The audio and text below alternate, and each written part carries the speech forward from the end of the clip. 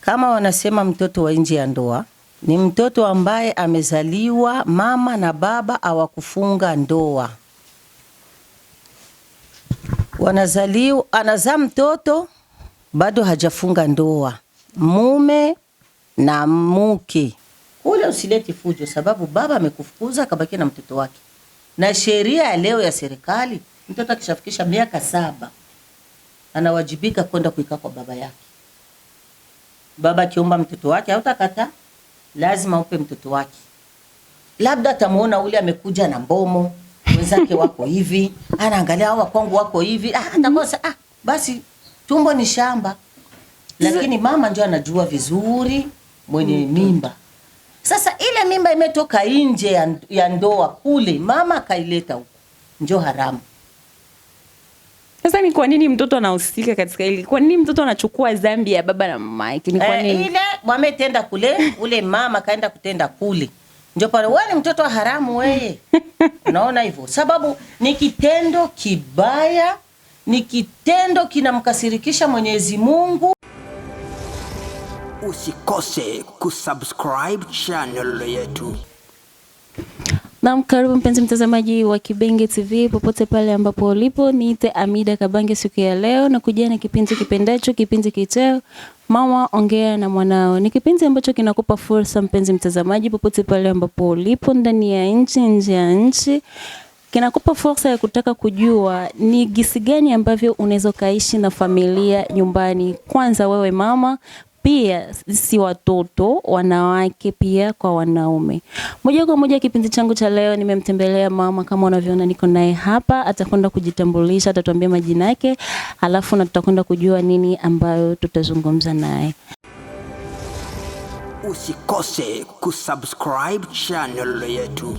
Sasa hizi salama. Unaweza kutuambia kwa majina unaitwa nani? Mimi naitwa kwa jina Shukrani Zuberi Omari. Na mpenzi mtazamaji, leo niko na Shukrani Zuberi Omari. Kwa leo tunakuja kuzungumza naye kuhusiana na Mama Ongea na Mwanao. Acha tu nikwambie mada yetu ya leo inahusiana na nini. Mada yetu ya leo mpenzi mtazamaji inahusu watoto wa nje ya ndoa. Kwanza, katika hiyo mada kutakuwa maswali mawili ambayo itakuwa ni tofauti. Kwanza, ni kwa nini tunawaita watoto wa nje ya ndoa? Ya kwanza hiyo. Pia nini maana ya mtoto wa haramu? Maana wanasema Waislamu sana sana ndio wanagusia sana, eti wanapenda kuita sana watoto wa haramu. Nini maana ya mtoto wa haramu? Moja kwa moja tuanze na wewe mama yetu. Kwanza tungetaka kujua kuhusiana na hili swala ambalo tuko nalo leo kuhusiana na mtoto wa nje ya ndoa. Nini maana ya mtoto wa nje ya ndoa? Sawa, asante sana. Nashukuru kwa swali lako, lakini mimi ninavyojua, kama wanasema mtoto wa nje ya ndoa ni mtoto ambaye amezaliwa mama na baba hawakufunga ndoa. Anazaa mtoto bado hajafunga ndoa, mume na mke hawajafunga ndoa bado. Wanakutanana tu huko vijijini au nyumbani, wanapana marandevu. Basi mimba, na ile mimba hamna ndoa, sababu ndoa ndio inaonesha kama mtoto ni wa halali ya ndoa. Labda ningeuliza kidogo kuhusiana na ndoa. Ndoa maana yake nini? Maana tunajua kuna mabinti sasa hivi utakuta ametoka nyumbani, ameenda kwenye ujumba wake, anatuambia yupo katika ndoa. Kuna zile ndoa ambao mtu anafunga ndoa kanisani. Sasa ungetutofautishia ndoa maana yake nini hasa? Ndoa kwa sisi Waislamu, ndoa kwanza ni makubaliano ya mtoto mwanamke na mtoto mwanamume. Kisha mtoto mwanamke anafikisha ujumbe nyumbani, mimi nimempata mchumba. Na akisha sema amepata ule mchumba, wanamkaribisha mchumba, anafika kwa wazazi, wanakubaliana na wazazi. Kisha baba wa mtoto anapanga siku na tarehe ya kuruhusu binti wake kuolewa. Ile pesa inatoka pale. Wala sio kusema eti ni kununua ule mtoto mwanamke, isipokuwa ni zawadi tu ya mtoto mwanamke anapewa. baba anatoa idhini ya mtoto mwanamke kuolewa, yani anamruhusu, nenda sasa ukaolewe, uzae baba, uzae mama. Na ndio pale unaona ikishakuwa ni ndoa, watu wote wanafurahi, wazazi wanafurahi, familia zote mbili, ubabani umamani, wanafurahia ndoa. Yani watoto wanapata baraka za wazazi, wanaenda kwa baraka za wazazi. Lakini leo binti akienda na anabeba mimba, mzazi anapitaga na chuki, na kimona anamfukuza, toka hapa, mtoto mbaya wewe. Lakini hawezi kuishi bila kuzaa ule mtoto, lazima azae. Lakini akishakuwa amepewa ruhusa na wazazi na akaenda akazaa, watoto wanakuambia nenda uzae baba, nenda uzae mama, na mzawadi tu anakuletea hata mtoto, wanakuonesha wazi zawadi ya kwanza mtoto. Asa ile inakuwa inaonyesha kama ndoa ni baraka za wazazi, ndoa ni amri Mwenyezi Mungu aliamrisha, akaonesha kama ni nusu ya dini. Mtu pindi ameoa au akaolewa, basi ameanza nusu ya dini, sababu dini hairuhusu tu kukamatana tu kama mbuzi mnapelekana, hapana. Dini imeruhusu kwanza ni ndoa, watu wanashuhudia ndoa. Ile nikaa inatokea katika hali ya Mwenyezi Mungu alipanga, ni lazima binti aolewe. Asante sana. Labda tungeulizia kuhusiana na haki ya watoto wawili katika ndoa na nje ya ndoa. Labda tungeulizia haki. Hivi ikatokea mzazi akafa katika watoto wawili, mmoja yupo ndani ya ndoa na kuna mwingine ambaye amezaliwa nje ya ndoa, kama mnavyosema ninyi watoto wa nje ya ndoa, je, wanastahili kupata haki moja wote? Hapana. Kwa nini? Baba kama angali hai ana uwezo wa kuchukua mtoto wake wa nje ya ndoa, anampatia vya kwake, anamuzia nyumba, anamuzia gari, tamuzia moto, tampa mang'ombe, mambuzi. Ile ni mtoto anapewa na baba yake angali hai. Pale baba amempa, hakuna shida. Lakini kama baba akifa, ikibiti waite watu wa dini ndio wagawe ile mirathi, kwake inakuwa ni shida kidogo. Kwa nini sasa? Sababu yuko mtoto wa nje ya ndoa, inapendezea baba ampatia angali hai, ndio anampatia. Na kama kuko mapenzi, kuna baba mwenyewe anachukuaga mwanamke, anaanza kumpa mimba, akishampa mimba kisha anamchukua anamleta nyumbani, anamuoa, anazaa watoto wote wa nyuma kule, lakini ni watoto wadogo zake na ule wa kwanza wa nje ya ndoa. Na japokuwa ni vile, anapitaga anasema mali ya huyu, hii mali yake hii, sababu huyu nilikuwa sijaunga ndoa na mama, lakini huyu wa pili tuliunga ndoa, ndio anaanzia eko kwenye mtoto wa ndoa.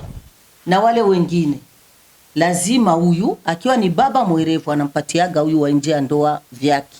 Na inawezekanaje mtu ukawa umezaa na mwanamke wa kwanza, ukazaa na mtoto wa kwanza, alafu ukawa umemwacha, ukaenda kuoa, yani ukamwacha bila kumuoa, alafu ikatokea ukaenda kuoa mwanamke wa pili, ukamuoa mahari, yani ukafunga naye ndoa. Je, aoni kama ni uonevu kwa ule mwanamke wa kwanza ambaye amezaa mtoto haujaolewa, lakini wa pili ameolewa? Na ndio maana tunawakataza wa binti zetu, haraka ya maisha sio nzuri.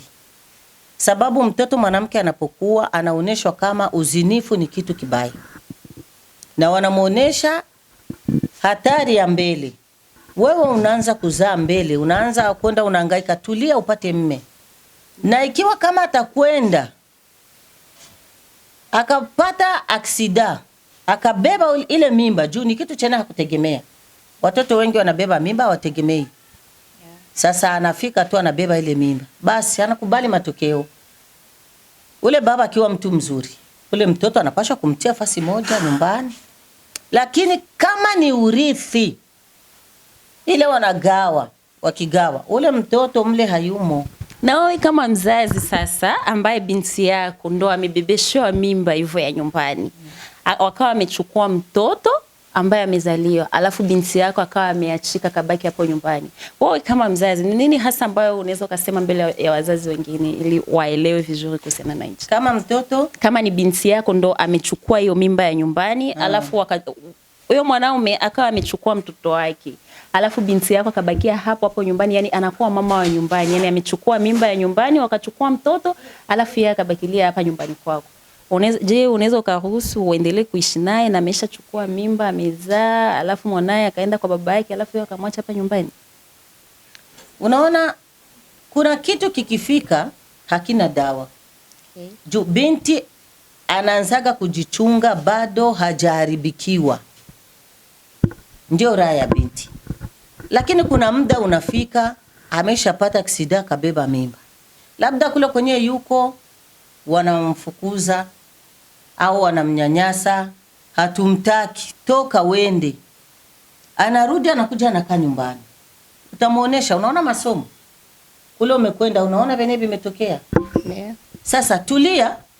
Ikiwa kama utamwambia mimi nakurudisha kwa masomo, ujitulize, ujue maisha yako ya mbele, ujue gisi utajiweka, unamrudisha kwa masomo asome. Na ule mtoto kama atakuwa amebaki kwa baba yake, anabakia kwa baba yake, lakini unamwambia usileti fujo kule. Kule usileti fujo sababu baba amekufukuza akabaki na mtoto wake. Na sheria ya leo ya serikali, mtoto akishafikisha miaka 7 anawajibika kwenda kuikaa kwa baba yake. Baba akiomba mtoto wake hautakata, lazima upe mtoto wake. Sasa kama mtoto amebakia kwa baba na yeye kwa hapa, njoo tumuonesha tulia sasa. Labda tuingizie hili swali hapa. Labda unaweza ukatuambia ni kwa nini watoto wa nje ya ndoa wako wengi sana hapa kwetu tarafani? Yaani wako wengi mpaka sasa hivi, wengine hata barabarani sasa hivi wanakuwa maibovo, hawana makao, hawana sehemu za kuishi, kwa sababu unakuja kujikuta fulani alizagana fulani, baba kaacha mtoto akawa amemkimbia. Yaani wako wengi. Ni kwa nini hali iko? Je, serikali pia nayo inachangia kuhusu hao watoto gisi wako wengi hivyo? Hapana, tukirudiana nyuma, okay, tunapaswa kukumbuka kama zama za zamani za wa mitume, kulikuwa hakuna watoto wa ndoa sana. Lakini ilikuja kuonekana kama wanatuambia dalili za kiyama zitakapofikia, watoto wa nje ya ndoa watakuwa ni wengi zaidi ya watoto wa ndoa. Na kama leo wanafikia ile hali, tunakwenda katika ile hali ya mwisho wa dunia. Sababu huyo ni Mtume Muhammadin sallallahu alaihi wasallam. Okay. Alitoa sisi akaonesha dalili kubwa kubwa za kiyama. Mtazijua. Na hiyo ni dalili kubwa katika dalili. Alionesha ya kwamba watakuwa wengi watoto wa zina kushinda watoto wa ndoa. Sasa serikali leo unaona kama vile miji yenye kuja kama hivi inakuja na mambo ya kizungu tuseme. Mambo ya kizungu mengi ni yenye kupinga dini. Yeah. Yenye naonesha kama hakuna wasiwasi, watoto wa halali kuwa wengi ni vizuri tu. Yaani wamama wanapenda hata mtoto wa miaka 15 anze uzinifu. Wanamuonesha chukua kondo, wende ufanye hivi. Wanamuonesha kama uzinifu sio dhambi, wala uzinifu sio kitu kibaya. Unaona hivyo? Na ukisema sema unamfuata mtoto tuseme unaenda kumkanya au umempiga, kuna zingine serikali unafungwa. Lakini ile kusema watoto kuwa wengi ni dalili za mwisho. Imo katika dalili kubwa hiyo dada. Asante sana mpenzi mtazamaji wa Kibenge TV, labda tumalizie kwa swali letu la mwisho kama ikiwezekana. Tulisema tuna maswali mawili muhimu sana katika mada yetu ya leo. Tungetaka kujua aswa wanalenga Waislamu, ni kwa nini mnapenda kuita watoto wa haramu? Yaani mtoto anazaliwa mnyumba, alafu wewe kama mzazi, wewe kama babu, wewe kama bibi unasikia nitolewe mtoto wako wa haramu. Nitolewe mtoto wa haramu. Yeah, ndio tungetaka kujua ni kwa nini mnapenda kuita watoto hivyo. Ndio. Mimi najua kama kitanda hakizai haramu, hapana. Yeah, tunajua. Haramu ni ile yenye baba na mama umeenda kutenda kule. Sasa kwa nini mtoto ule haramu? Lakini kuita haramu, mtoto wa haramu ni ule mtoto ambaye mama yuko na mme, anatoka katika ndoa yake, anakwenda nje kwa hawara, anabeba mimba ya ule hawara kule. Okay.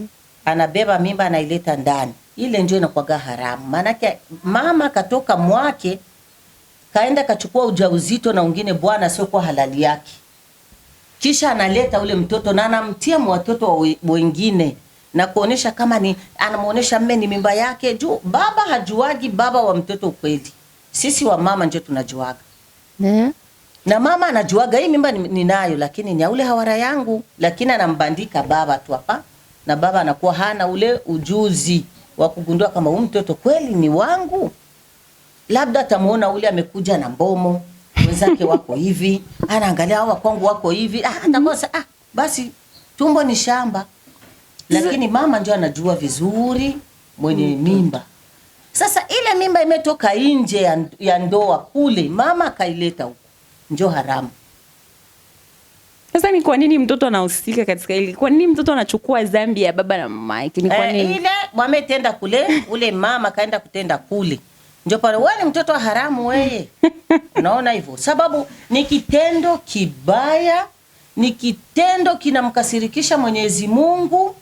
Ile dhambi hauwezi kuitubu. Labda umwambie bwana huyu mtoto kweli mimi nimekubandika, lakini sasa mama ataweza kwa kuweza kuonesha wazi kama kweli mimba sio yako nikamzaa, ni vigumu sana. Ni vigumu sana kabisa. Labda kwa kuwashauri wakina mama, mabinti, vijana na wenginevyo wote kadhalika, ni nini hasa ambao unaweza kutoa ushauri kama mama? Mimi naweza kutoa ushauri kwa wenzangu wa mama, tuwe wenye kuridhika. Wenzangu wa mama tuwe wenye kuridhika. Turizike na hali zetu zenye tunazo majumbani kwetu. Na kitu kingine, mama unapaswa kuwa unafuata neno la Mungu. Pindi unafuata neno la Mungu, Mungu atakufumbatia, hautakuwa wenye kuhangaika zaidi. Hivi vya kwenda nje utaza Mungu anakataza. Utarudisha mguu. Ukitaka kufanya kitu Mungu anakataa, utarudisha ndani. Roho yako itakuwa ndani, utatulia na utarizika. Na utazaa watoto wa baba huyu umoja. Awe maskini, awe mkosefu, mpataji, utakuwa mwenye kurizika. Lakini ukiwa na tamaa, mama ache tamaa, tuache tamaa kabisa. Spere metoka fulani, mama ni wemo. Sijui ni mmoja kitu fulani. Pamekuja hivi. Mama mmoja anajiingiza makundi karibuni 7. Na ile makundi yote yanahitaji ni pesa. Ijapokuwa yeye hana hela. Na ijapokuwa hana hela, lazima atatafuta mtu atakuwa anampa zile, sababu hata mwanaume atachoka ndani. Ndio. Atacheza likilimba mpaka atachoka, atatafuta tu mwenye atakuwa anampa zile hela. Kumbe wa mama tu wenye kurizika. Na mabinti wetu. Pindi binti uko binti, unapaswa kujua kama hichi kitu nikikifanya kina madhara. Na mtoto mwanamke ukibeba kwa mimba kwako, hata ile familia inakuwa haina heshima na wewe. Inakuwa nakutazama tu, wewe ni malaya, wewe walimleta na mimba. Sasa inakuwa kama vile unaishi lakini au na raha upokelewe vizuri gisi ungepokelewa kwa heshima. Inakuwa tu wanakukamata tu huyo. Sasa inakuwa wazazi huko sasa ulienda hawakukutilia mikono. Unazaa watoto hawana baraka. Wazazi wakukutilia mikono, uzai baba uzai mama. Unaenda unazaa kweli.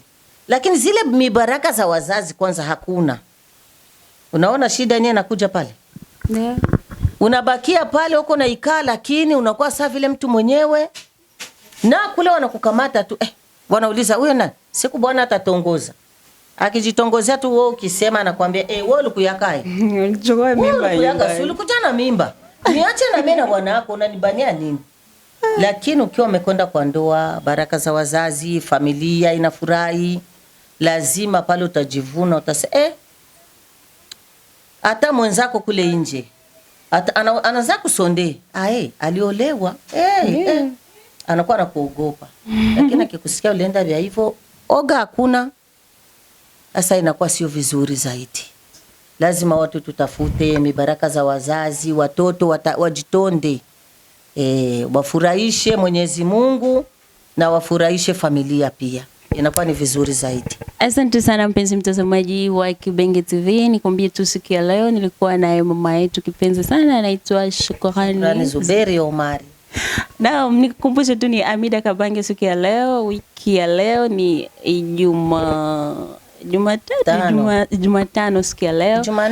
Jumanne ambayo tumekuletea kipindi chetu, kipindi kipendacho Mama Ongea na Mwanao. Najua utajifunza mengi sana kupitia hiki kipindi ambacho tumefanya siku ya leo.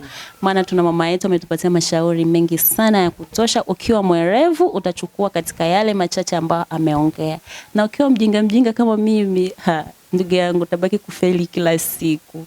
Nikwambie tu nyuma kamera niko na kipenzi chetu, kipenzi kia Kibenge TV, anaitwa oh my god.